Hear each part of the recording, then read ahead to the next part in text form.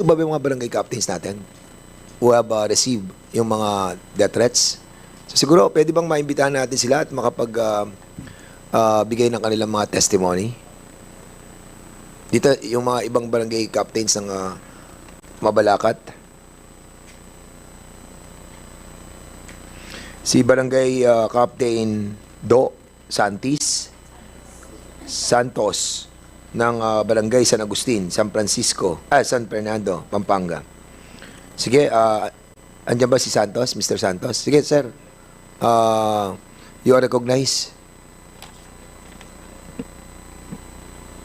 Good afternoon po sa inyong lahat.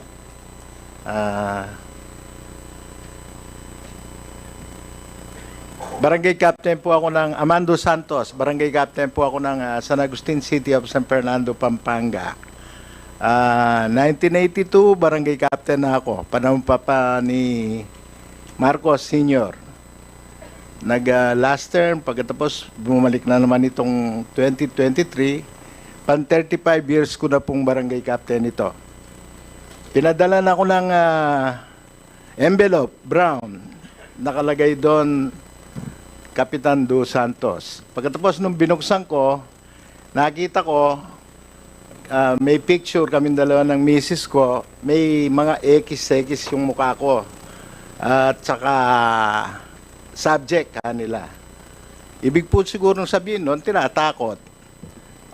Pero nagbigay ng number, call me, kanya, Kapitan Do, call me sa number, yung number, binigay yung number. Pumunta na ako agad sa pulis.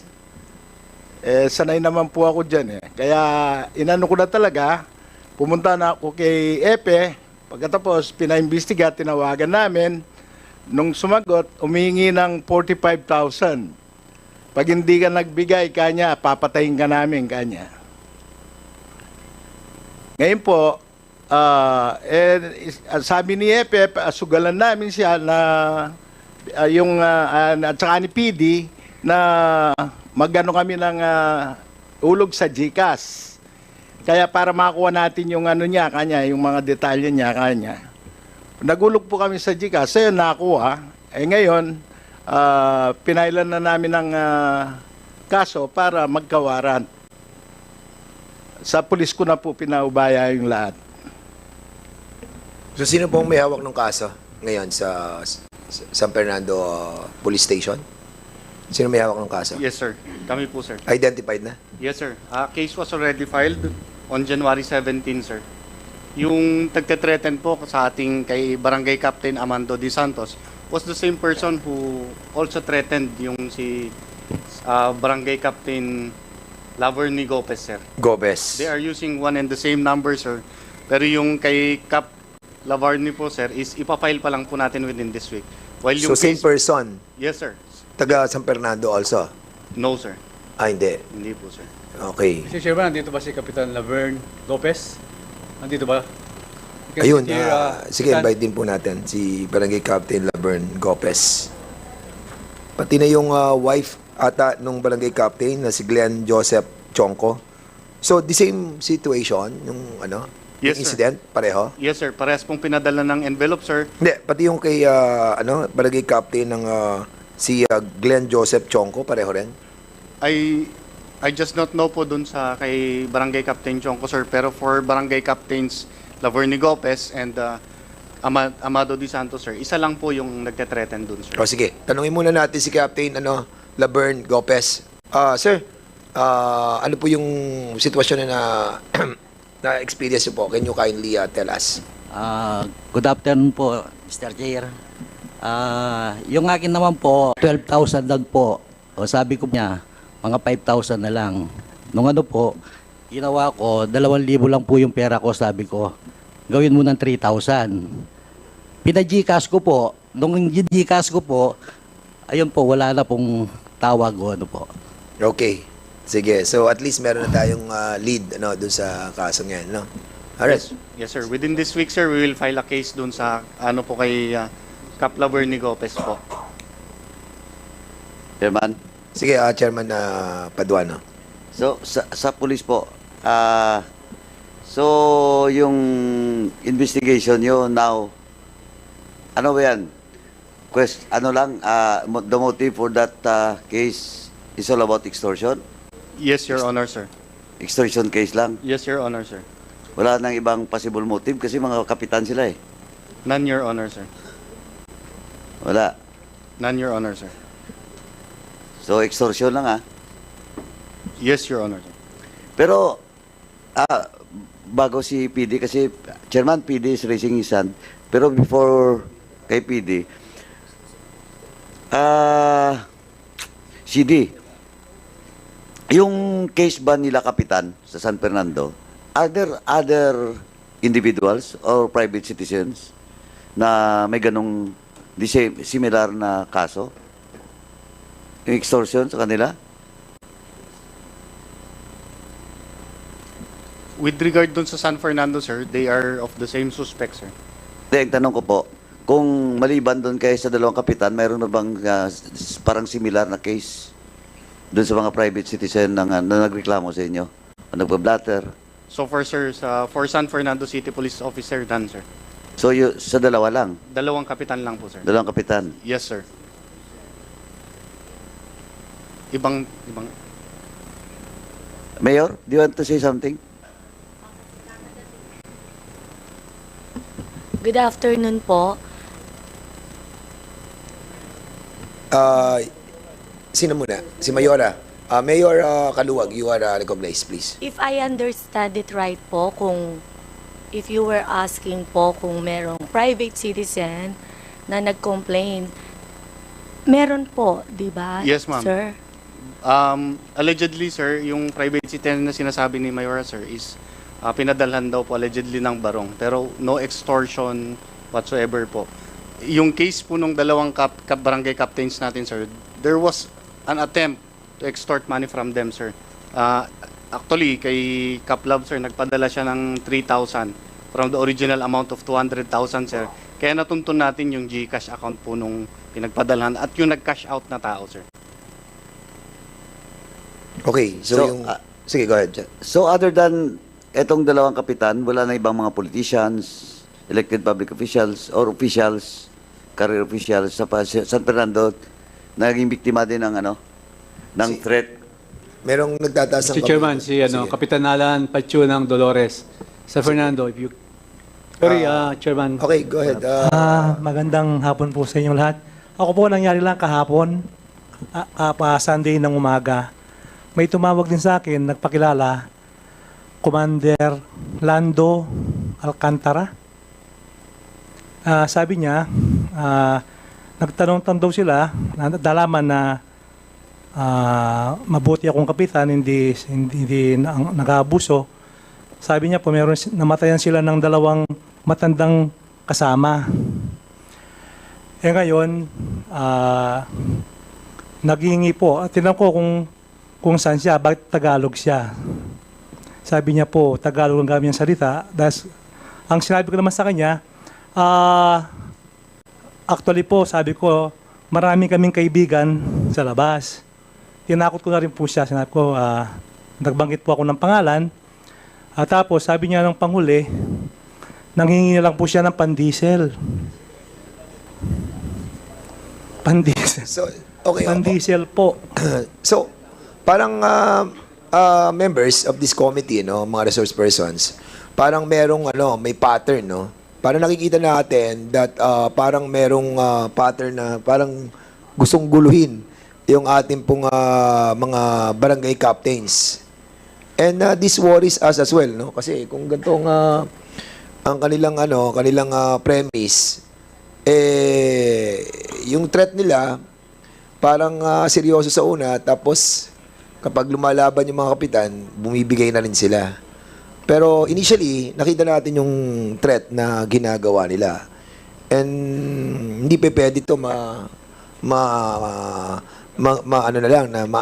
ma-unpunish sila, di ba? Na kailangan po talagang we have to be serious with this. Kasi threat to di ba? I think coercion din, harassment, di ba? Form of harassment, especially ngayon na malapit na rin po ang election. So most likely baka merong konting political yan. motive. So you have to look onto this. Kasi yung kung pakikinggan mo yung privilege speech ni SDS, syempre nakikita natin, parang ngayon lang nangyari yon. So I think you have to look on this as well, no? Nung una patayan, tapos ngayon parang meron namang mga texts na ganyan sa mga mayors, tapos mga death threats. So kailangan matigil po, no? So yun ang aking nakikitang ano dyan, situation right now na kinakaharap ng ating mga public official, like most especially yung mga ating mga barangay captains. Kawawa naman. Siyempre, ano yan, reactive sila dyan eh. Mabuti na lang, marurunong sila magpasakay. Ayun, bumababa yung ano, from 200, naging 2,000 na lang. Naging 3,000 ba? Chairman Akop, you are recognized. Thank you, Mr. Chair. May I ask the barangay captains concerned, is this the first time na mangyari sa inyo ito? Sa akin po, ngayon lang po, kahapon lang po. Opo, sa akin po, ngayon din po. Ngayon lang. Opo, Mr. The Chair. other... Si Captain po, Santos. Sa akin po, marami na. Mga MPA, mga iba-iba. Minsan, ribbon na itim na yung sa akin. 35 years na akong kapitan eh. Kaya ako siguro sugi nila. Ibig nyo sabihin, suki po kayo, ibig sabihin, pinagbibigyan nyo po sila? Itong uli, dati hindi ko binibigyan eh. May nahuli kami, ninintrap namin nung una eh. Pero yung ngayon, sabi ni PD tsaka ni Epi, paano natin mahuli yan? Mag-uli ka ng GCash kanya. Nakuha namin yung GCash kaya nauli. Kung hindi mo susugalan, hindi mo mahuli. Kung mag-ano ka na lang. And umingi po sa GCash eh. Kung harapan, pwede rin ako eh. I ask this question simply because nagtataka lang ako, malapit ang election, saka nangyayari ito. Yun po yung akin. Kasi, there are, as they say, there are many ways of skinning a cat which is supposed to have 9 lives. So, maski nahanap po yung kung sino po yung gumagawa nito, baka hindi po yun ang intention talaga eh. Ang intention talaga is takutin kayo eh. Yun po yung aking tingin dito dahil bakit nila ginagawa yun? Ang daling hanapin. Di ba? Baka yung message dito, yung mas malalim na message, takutin kayo talaga. Hindi yung makahingi sila. Dahil kung hihingi po sila ng amount, dapat nga mas sekreto yung kanilang kwan. Yung gagawa sila ng paraan na hindi ka agad-agad matrace sila. That's the point I want to make. And doon po sa inyong pagkakilala doon sa tao, did you also conduct a background investigation kung sino yung taong yun? Mr. Chair, sir, ongoing po yung ating investigation, sir, kasi hindi na po natin sila nahuli, sir. Nag-regular filing lang po natin sila, sir.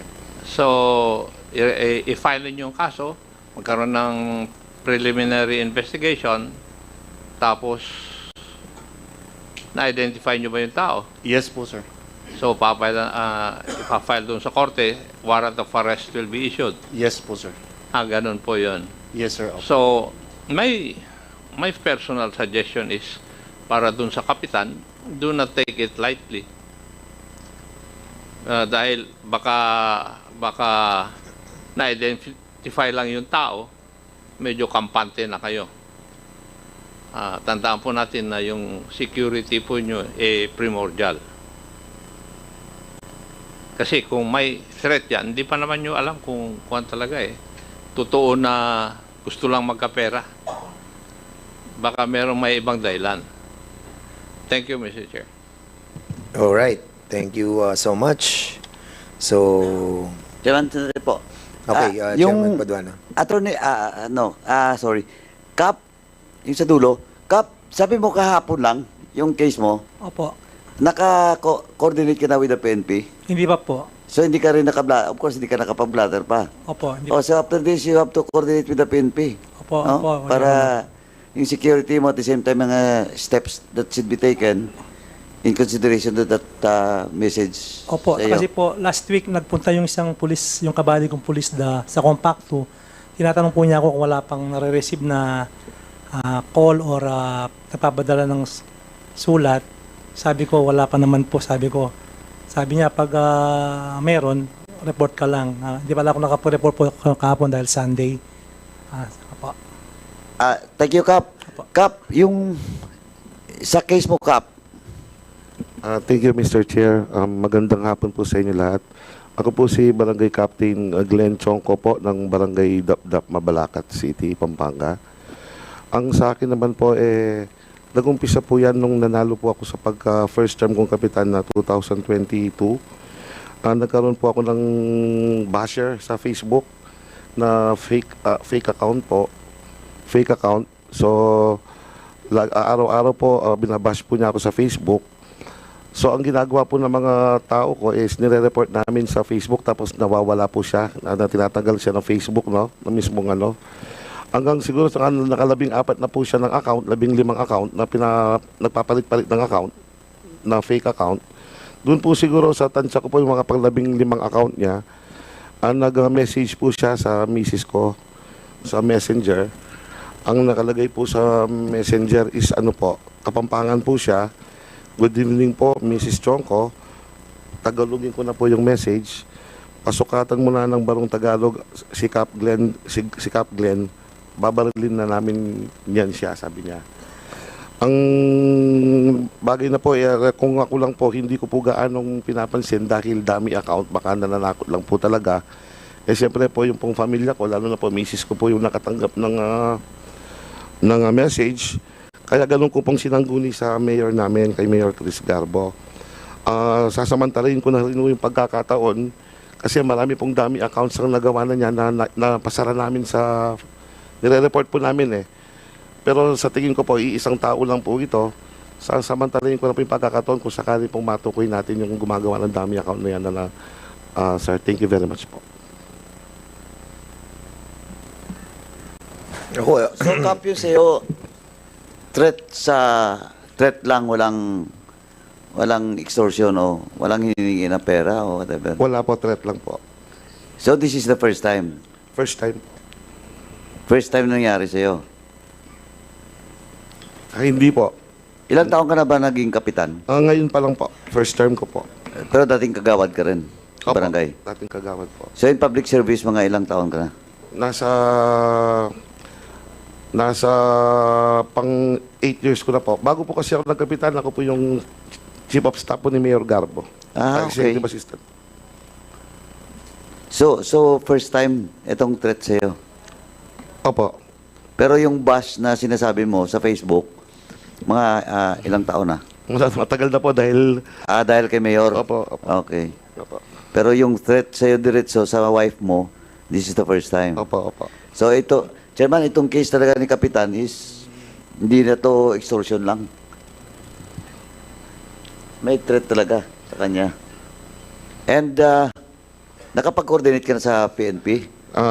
Hindi, kasi po na-receive po ng misis ko yan holiday season po, December 19 last year. So hindi pa po namin dahil medyo naging busy po nung holiday season. Kaya sasamantalahin ko na po yung pagkakataon para po matulungan po ako para ma-identify po yung tao dahil marami na po yung mga dami accounts na ginawa niya. Sandali, Sa tingin ko, isang tao lang po kasi. Dali, ikaw ba ang dating chief of staff ni Mayor Garbo? Opo. So, baka naman si Mayor Garbo ang target, hindi ikaw. Di baling ako na lang po muna. Ano ba yan? May politika ba dyan? Sino bang kalaban ni Mayor Garbo? Ang napapansin ko po kasi, Mr. Chair, parang basher ko po siya ng personal basher ko na ang duda ko po, makakabarangay ko man eh. Kasi parang hindi po tanggap yung pagkakapanalo ko doon sa natalo kong ano. Parang ganun po. Okay. Kasi po ang pinupunan niya yung mga nagagawa ko po sa barangay namin eh. Pero, Ganun po. okay, kanina, ilan ba yung mayor ng Mabalacat na nakatanggap ng threats? Oo, si kapitan ng si Santos, si si Laverne Gopez. Sino pa ba? Ayun, yung kanina kahapon lang. 'Di ba? Mabalakat ka rin? San Fernando ka naman. Okay, so ilan na mga kapitan sa San Fernando naman ang nakakatanggap ng mga death threats? 3. Okay, siguro habang palapit ang eleksyon, dadami yan. So, we have to do something about this, no? PNP, kasi medyo, worrisome yan. Pag nagka-apikunan yan, baka diretso sa patayan. So, hindi natin to pwedeng baliwalain.